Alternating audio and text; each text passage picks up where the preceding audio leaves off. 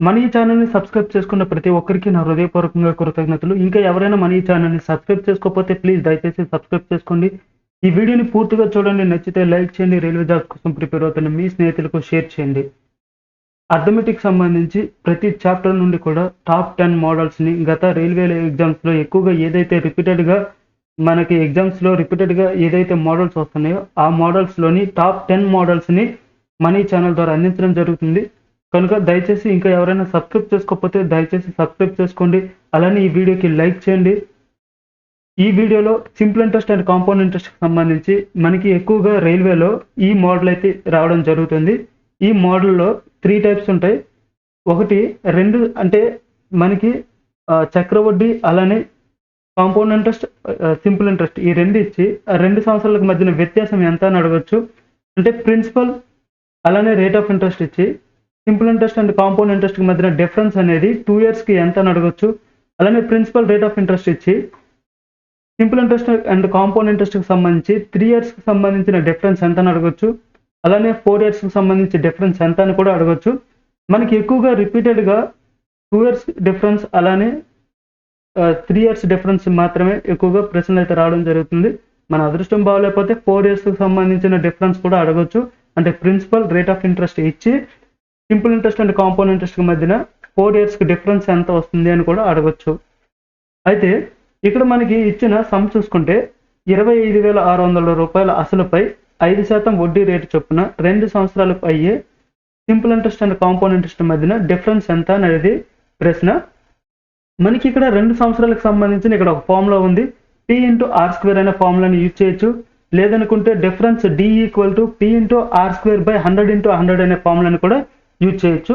అయితే P/R² అనే ఫార్ములాని ఎప్పుడు యూజ్ చేసుకోవాలి, లేదా డిఫరెన్స్ D = P/R²/100 అనే ఫార్ములాని ఎప్పుడు యూజ్ చేయాలంటే మనకి ప్రిన్సిపల్ రేట్ ఆఫ్ ఇంట్రెస్ట్ ఈ 2 ఇచ్చినప్పుడు డిఫరెన్స్ అడిగినప్పుడు ఏదైతే ఉంటుందో P/R² అనే ఫార్ములా దీనిని మాత్రం యూజ్ చేస్తే సరిపోతుంది. అలా కాకుండా సింపుల్ ఇంట్రెస్ట్ అండ్ కాంపౌండ్ ఇంట్రెస్ట్‌కి సంబంధించి డిఫరెన్స్ ఇచ్చి అలానే ప్రిన్సిపల్ ఇచ్చి రేట్ ఆఫ్ ఇంట్రెస్ట్ కనుగొండి అని చెప్పినప్పుడు మాత్రము మనం డిఫరెన్స్ D = P/R²/100 అనే ఫార్ములాని యూజ్ చేయాలి.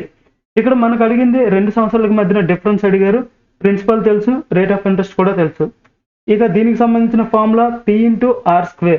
P/R² అనే ఫార్ములాని యూజ్ చేసేటప్పుడు ఖచ్చితంగా గుర్తుపెట్టుకోవాల్సింది పర్సంటేజ్ ఏదైతే ఉందో దాన్ని ఫ్రాక్షన్‌లోకి మార్చుకోవాలి. మనకి ఇక్కడ సమ్‌లో 5% అనేది ఇవ్వడం జరిగింది. 5%ని ఫ్రాక్షన్‌లో మార్చుకుంటే 1/20 అనేది రావడం జరిగింది.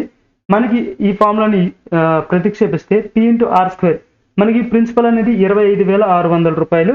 ఇక R² అంటే R × R అనే అర్థం. అంటే 1/20 × 1/20 మనకి 0కి 0 క్యాన్సిల్ అయిపోతుంది. 256/4 అనేది ఉంటుంది. 2 కనుక 256/4 ఉంటుంది. దాన్ని 256/4తో భాగిస్తే మనకి 64 అనేది రావడం జరుగుతుంది. అంటే సింపుల్ ఇంట్రెస్ట్‌కి కాంపౌండ్ ఇంట్రెస్ట్‌కి మధ్యన డిఫరెన్స్ ఎంత అనేది 64.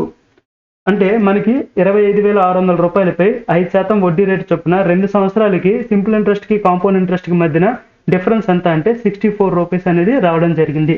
దీన్ని ట్రెడిషనల్ మెథడ్‌లో కూడా చూసుకుంటే మనకి ఫస్ట్ ఇయర్ పైన అంటే రూ. 25,600పై ఫస్ట్ ఇయర్ 5% చేస్తే మనకి ₹1,280 రావడం జరిగింది. సెకండ్ ఇయర్‌లో అంటే ఏదైతే ఈ ₹1,280 ఉందో దాన్ని ఫస్ట్ ఇయర్‌కి యాడ్ చేస్తే అది సెకండ్ ఇయర్‌లో ప్రిన్సిపల్ అవుతుంది. దయచేసి ఈ వీడియో మీకు అర్థం కాకపోతే మీరు simple interest and compound interest అనే క్లాస్‌ని యూట్యూబ్‌లో చూసిన తర్వాత మరలా ఈ వీడియోకి మన ఈ ఛానల్‌కి వచ్చి ఈ వీడియోని అయితే పూర్తిగా చూడండి. అప్పుడైతే అర్థమవుతుంది.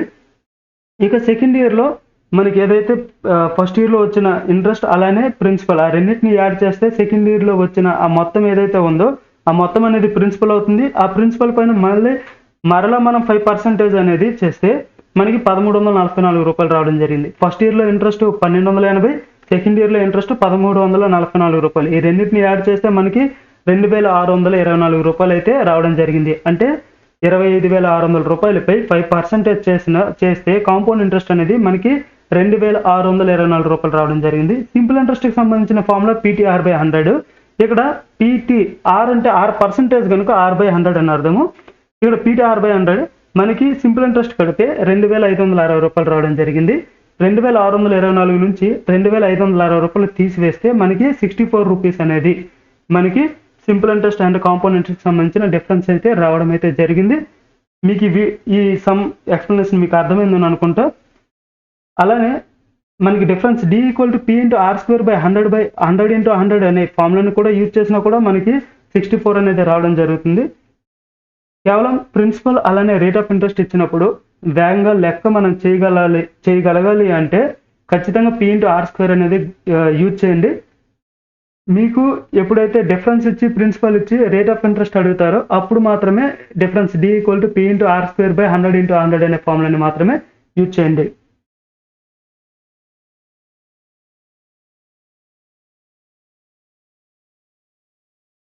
ఇక 3 సంవత్సరాలకు సంబంధించి ఫార్ములా చూసుకుంటే P × R² × 3 + R లేదంటే difference D = P × R² × 3 + R/100 × 100 × 100.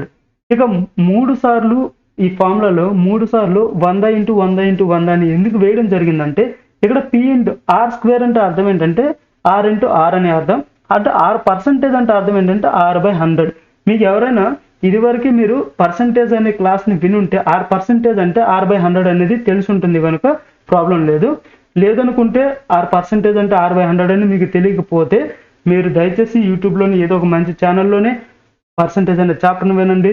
అలానే కాంపౌండ్ ఇంట్రెస్ట్, సింపుల్ ఇంట్రెస్ట్ అనే చాప్టర్ని వినండి. వినిన తర్వాతనే మన ఈ క్లాస్ని వినండి. ఇక్కడ R² అంటే R × R, R అంటే R% అంటే R/100 కనుక మొత్తం ఇక్కడ 3 Rలు ఉన్నాయి ఈ ఫార్ములాలో. R² అనేది R × R, అలానే 3 + R అని ఉంది. అంటే ఇక్కడ 3 R%లు ఉన్నాయి కనుక 100 × 100 × 100 అనేది వేయడం జరిగింది.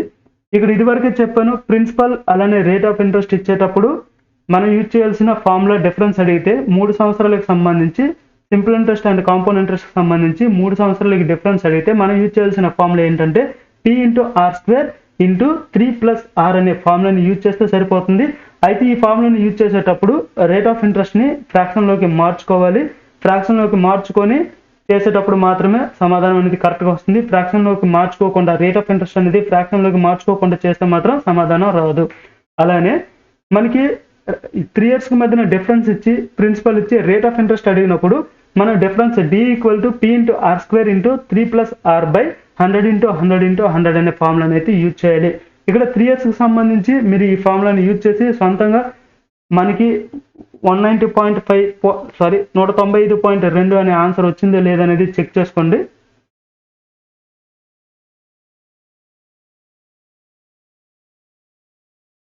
అలానే simple interest and compound interest మధ్యన డిఫరెన్స్కి సంబంధించి 4 ఇయర్స్ డిఫరెన్స్కి సంబంధించి ఫార్ములాని చూసుకుంటే P × R² × 6 + 4R + R². ఈ ఫార్ములాని యూజ్ చేసి మనం సింపుల్ ఇంట్రెస్ట్ అండ్ కాంపౌండ్ ఇంట్రెస్ట్కి సంబంధించి 4 ఇయర్స్కి డిఫరెన్స్ అనేది కనుగొనవచ్చు. ఈ వీడియో మీకు నచ్చినట్లయితే లైక్ చేయండి.